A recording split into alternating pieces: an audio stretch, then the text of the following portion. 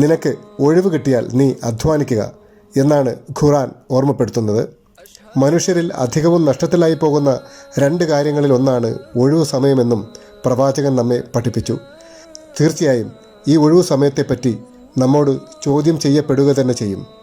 അതുകൊണ്ട് നാം അധ്വാനിക്കേണ്ട സമയമാണിത്. ലോകരക്ഷിതാവിനെ അടുത്തറിയാൻ, അന്ത്യപ്രവാചകൻ മുഹമ്മദ് നബിയുടെ ജീവിതരേഖ പിന്തുടരാൻ, ഖുർആൻ ജീവിതത്തിൻ്റെ ഭാഗമാക്കാൻ, ഇസ്ലാം ഉൾക്കൊണ്ട് ജീവിക്കാൻ, സമൂഹത്തിൻ്റെ മുന്നിൽ നടന്നു മാതൃകയാവാൻ ഇതൊരു സുവർണാവസരമാണ്. നഷ്ടമാക്കരുത്, നഷ്ടപ്പെടുത്തരുത്.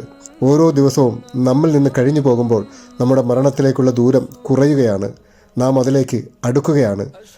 സമയം അള്ളാഹു നമുക്ക് നൽകിയ വലിയൊരു അനുഗ്രഹമാണ്. നമ്മുടെ സമയം വളരെ വിലപ്പെട്ടതാണ്.